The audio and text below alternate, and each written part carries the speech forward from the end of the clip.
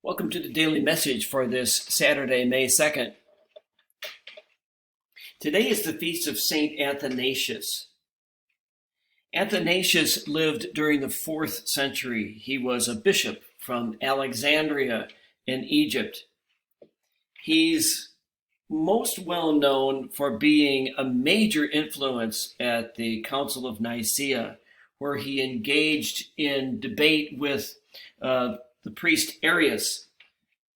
Arius had said that Jesus, the Son of God, was a lesser God, that he had been created by God the Father.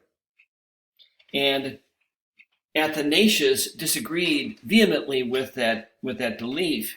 He believed that the Son of God was absolutely the equal of the Father.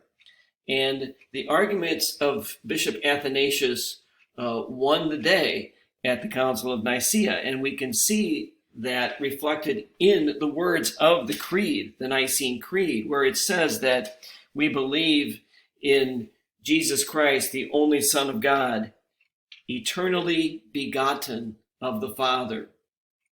Begotten, not made. In other words, the Son came into being in eternity. The Son always existed.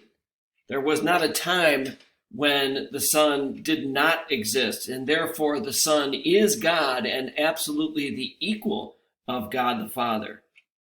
The Creed goes on to say that Father and Son are consubstantial, or in the older words of the Creed in English, one in being, which means that they are absolutely equal with each other. Because of this and other things, Athanasius is referred to as the father of Christian orthodoxy.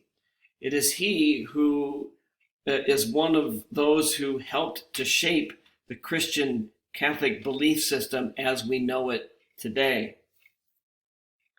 And just one striking quote from St. Athanasius. He said this: Jesus became what we are so that he might make us what he is. What an inspirational thought to believe that we can become more godly by the way that we live. Thank you once again for watching, and have a great day today.